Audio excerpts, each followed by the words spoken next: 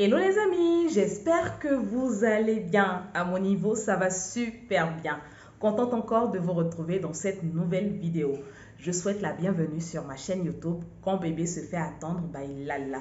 Pour les gros, je suis Lala Christelle Nguesson, 2 fois Ballon d'Or.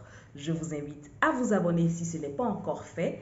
Cliquez aussi sur l'onglet s'abonner et aussi la cloche de notification pour ne rater aucune de mes vidéos.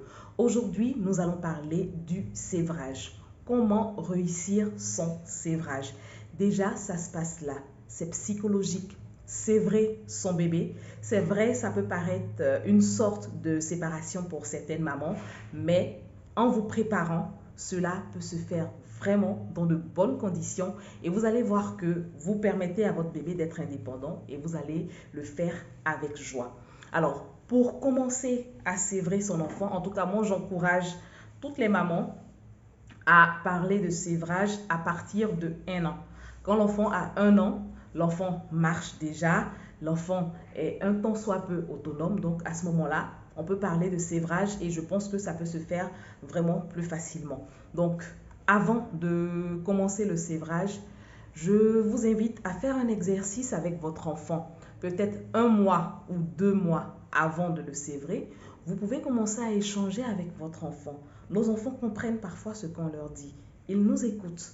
Donc, pendant que vous donnez à téter à l'enfant, vous lui expliquez qu'il est en train de prendre de l'âge, il grandit et que très bientôt, il va arrêter de prendre le lait, mais cela ne signifie pas qu'il n'est pas le petit bébé, le bout de chou de maman.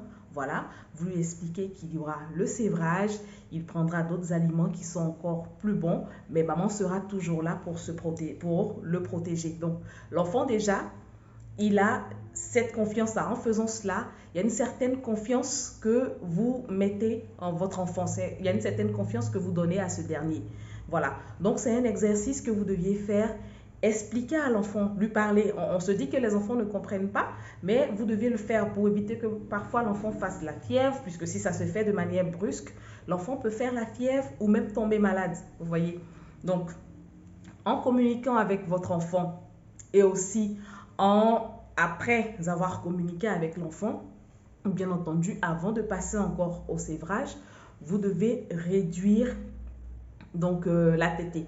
C'est-à-dire que si vous donnez 4 fois la tétée à l'enfant dans la journée, vous pouvez réduire progressivement en partant par 3 fois par jour, après 2 fois par jour et ensuite 1 fois par jour. Donc, en le faisant progressivement, vous allez voir que l'enfant lui-même, il sera habitué à ne plus trop téter et ça va se faire aisément.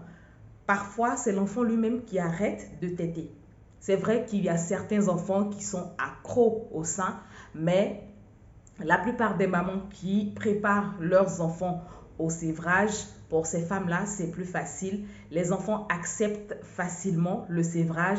Ils remplacent le lait peut-être maternel par le bibi en attendant. Et après, progressivement, on réduit jusqu'à ce que l'enfant ait un âge un peu plus avancé. Et voilà, le sévrage au niveau des seins se fait. Donc, je vous invite surtout à parler avec vos enfants. Je vous invite à arrêter progressivement aussi la tétée et l'enfant acceptera aussi facilement le sévrage.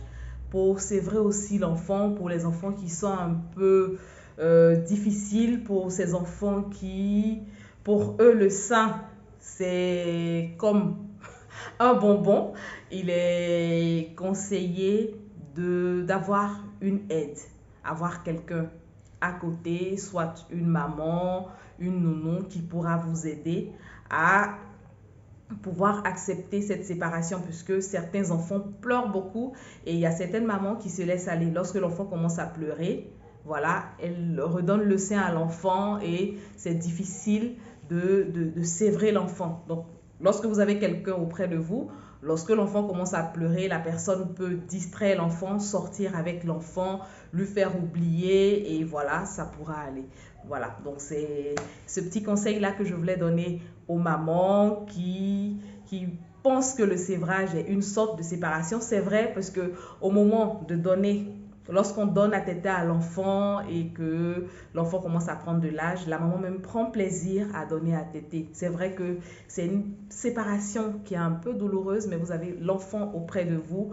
Le sévrage doit vous dire que vous êtes en train de permettre à l'enfant d'avoir une certaine indépendance, puisque c'est pas seulement le sévrage l'étape, il y a aussi l'étape où l'enfant va devoir partir à l'école. Ça aussi, c'est une autre sorte de séparation. Donc tout ça commence par le sévrage et par d'autres étapes aussi de la vie de l'enfant.